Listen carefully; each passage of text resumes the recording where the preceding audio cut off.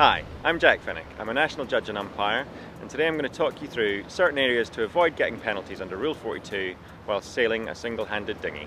The first scenario I want to have a look at is starting, and specifically the exception to Rule 42 that allows you to scull down to a close haul course. You can see here Iona's using big forceful movements to the tiller, but it's taking her well below a close haul course. That sculling could get her a penalty because she's not allowed to do that. You can see again she comes back up with a slow turn.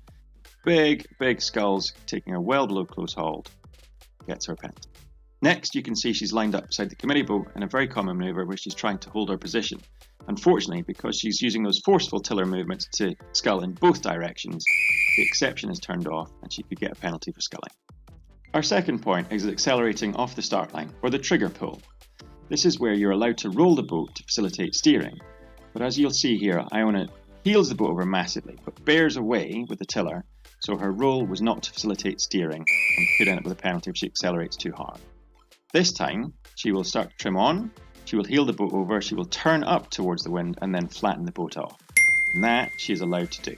My third point is generally just after the start, with the adrenaline still pumping, we can be a little bit too aggressive in our movements on the boat. You can see here, Iona is essentially bouncing in and out every time a gust hits. Every bounce causes a flick of the leech of the mainsail. Those flicks are what we call body pumping and can get her a penalty.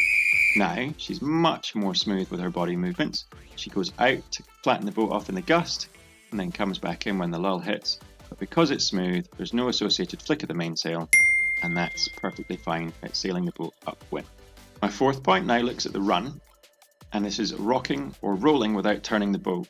And you can see at the moment, Iona is heeling the boat to windward but turning upwind.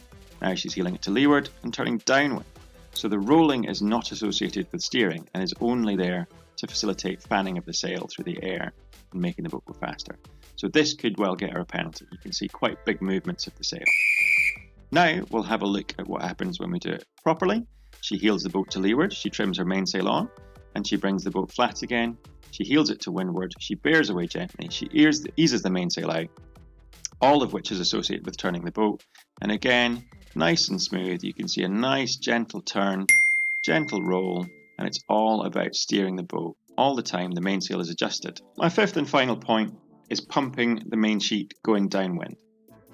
First scenario is very common when it's almost planing conditions, and you can see Iona does a big pump on the mainsail to try and get the boat on the plane, but the bow stays stuck to the water and doesn't overtake its own bow wave.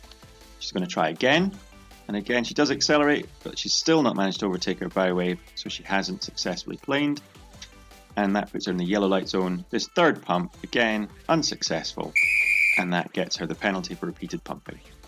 Now you can see she's actually planing downwind on a reach, but the rule says that you can only pump to promote or facilitate surfing or planing, so once she's already planing, she's not allowed to pump, and so she could get a penalty here for pumping whilst planing.